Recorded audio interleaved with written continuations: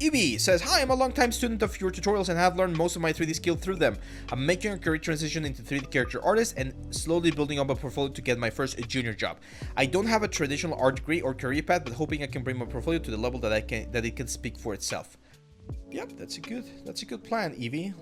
Let's take a look. Okay. This one's looks really nice. Careful with the metal edgeware, Evie. That's something, if you've seen my stuff, that's something that you know I constantly remind people. Metal edgeware is a very cool tool, but it should not be everywhere. It should be on the areas that are more exposed to the damage that they're going to get. So, for instance, yes, we would expect to see a lot of metal edgeware here on the knees and maybe on the feet, but I would not expect to see as much here on the inside of the arm, right? Because you're not usually colliding with that stuff. So just tone down the metal edgeware a little bit. But this one's a very cool one. Kind of reminds me like a Power Ranger. Yeah, not bad texture. A little bit rough on certain areas. I would probably do a little bit more of a smooth paint. This paint looks a little bit too grungy. And it's important that you understand that when we're doing, especially from a design perspective, we want to have something called rest areas. So if everything's noisy and everything's grungy and things like that, it looks a little bit weird, okay? So just smooth some of your paint in future projects a little bit. Yeah, good sculpt. Polygons a little bit on the high side. We can definitely simplify a little bit more, especially in these small areas. You don't need, the smaller the area, the less triangles you're probably gonna need. So we might be able to bring this down a little bit lower. We have four 4K UDEMs. Again, kind of expected for a AAA character. Bake looks good. Yeah, this is a good one, Evie.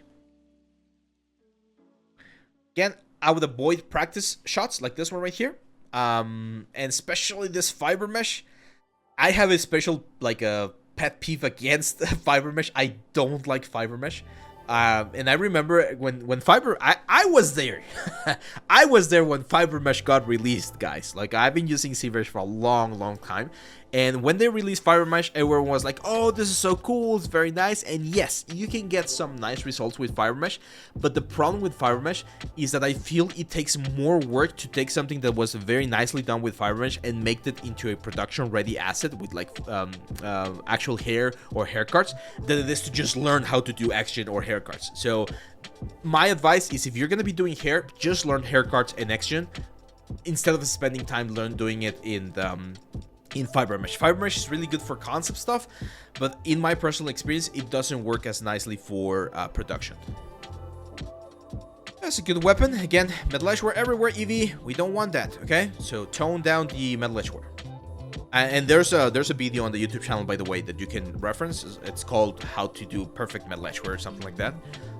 This one I like. I feel his face is a little bit too smooth, but it's fine. The hair looks very nice on this one, and I think these are hair cards, right? Again, same advice that I gave a couple of portfolios ago. When you're doing cloths, one of the things that you want to do with cloths is you want to exaggerate the folds, okay? So there's different types of folds. On the shoulders, we usually get compression folds. On this one right here, we usually get like longer folds, and as we get towards the element, we get like tension folds. You can study this. There's a lot of information about this. And what you want to do here is you want to break the silhouette. Okay? Break the silhouette.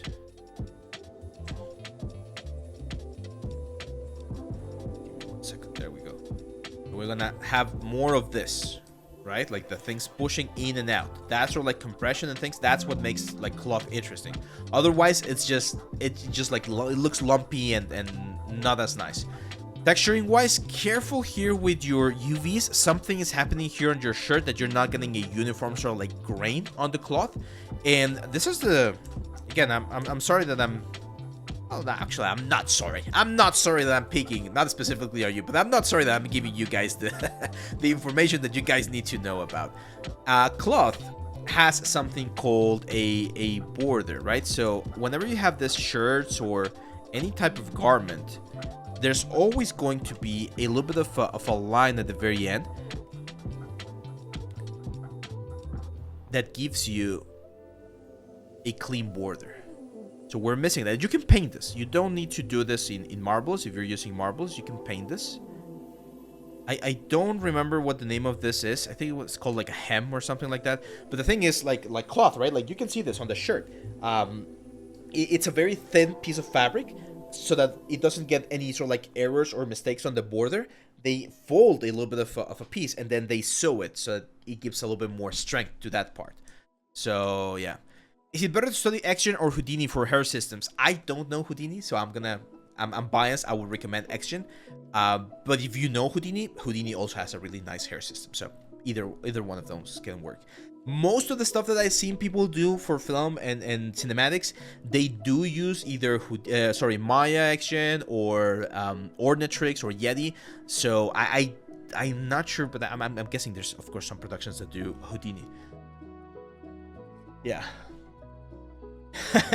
yeah, that's right, Smash. I was there when Dude, I was there when Dynamesh was introduced.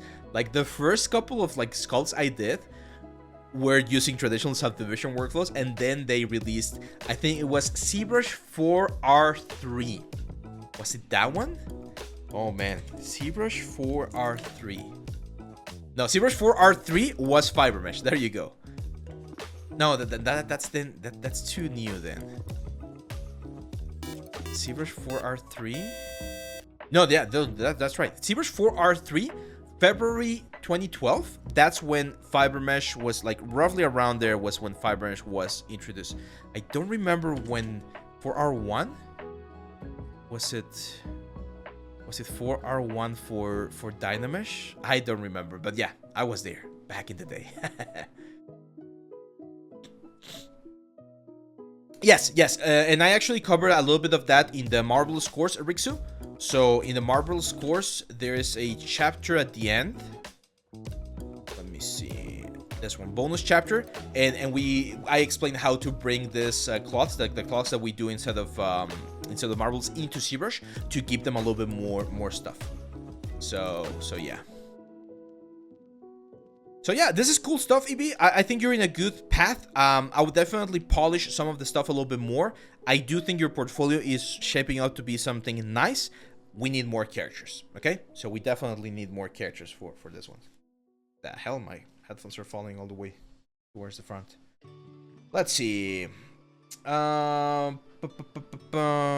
one. How are we doing on time? I'm gonna have to probably pick it up a little bit because